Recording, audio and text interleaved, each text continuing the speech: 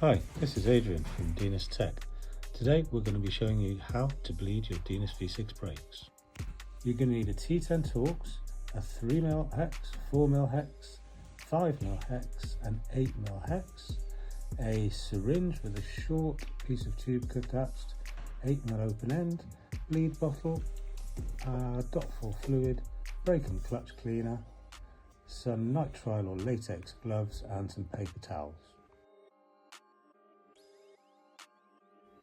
Fill up your syringe with .4 brake fluid and make sure there are no bubbles left in the syringe. Next, take your 5mm hex or appropriate tool to remove your rear axle.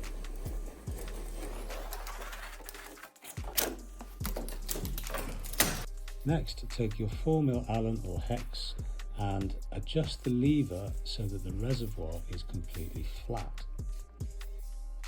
Now we're going to take the 3mm hex or Allen and remove the two caliper pinch bolts that secure the brake pads to the caliper.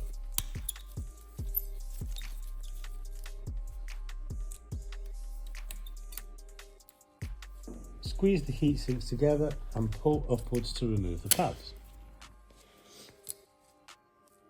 Remove the rubber bleed nipple cap.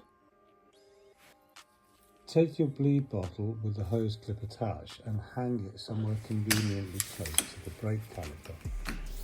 Attach the rubber hose to the bleed nipple. Secure the hose in place with the clamp.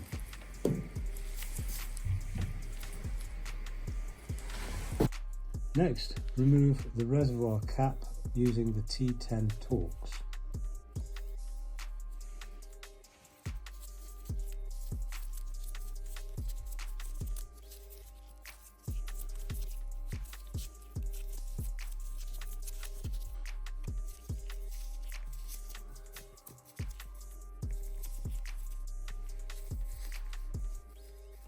Remove the reservoir cap, paying attention to the location of the diaphragm. Sometimes it can be stuck to the reservoir and sometimes it can be stuck to the cap. Remove the diaphragm and wipe down the lever.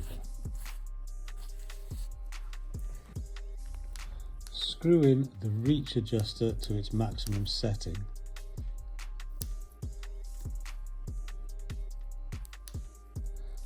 Then screw out the bike control until its maximum setting. Compress the lever while simultaneously opening the bleed nipple, allowing any air bubbles to come out of the fluid. Once the lever has reached the handlebar, close the bleed nipple and repeat the process until all air has been expelled from the system. To keep topping up the reservoir with fluid, because if it becomes empty it will introduce air into the system. In this section you can see both processes at the same time.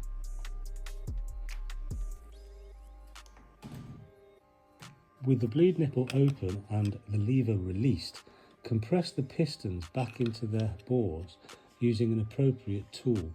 This will force air behind the pistons out through the nipple.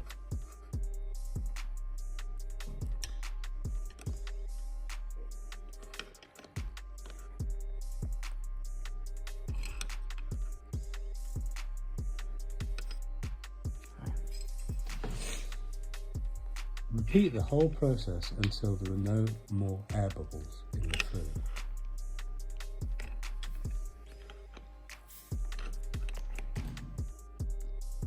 Top up the reservoir to its maximum. Slide or roll the diaphragm back onto the reservoir, allowing air to escape from one end. Replace the cap.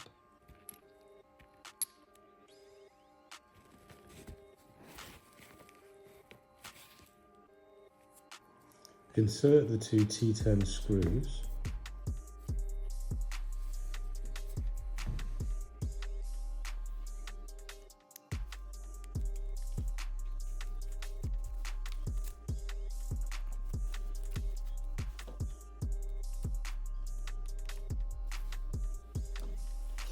And spray the lever assembly with clutch and brake cleaner and wipe it down to remove any corrosive residue.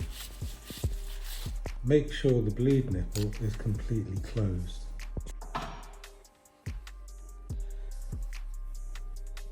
Remove the hose clamp and disconnect the hose. Insert an appropriately sized swab into the nipple to remove any residue of brake fluid. Replace the bleed nipple protective cover. Insert the heat sinks into each side of the caliper. Then insert the brake pads from the bottom of the caliper.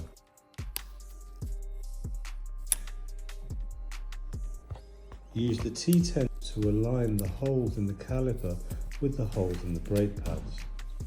After aligning the screws with the brake pads, rotate the screws until they are securely fastened back to the caliper.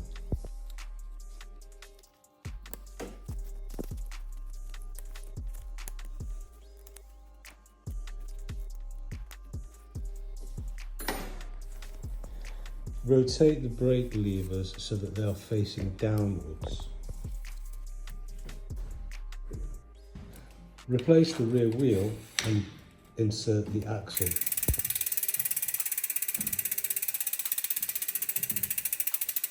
Pump the brakes until resistance can be felt. Rotate the lever to your desired position.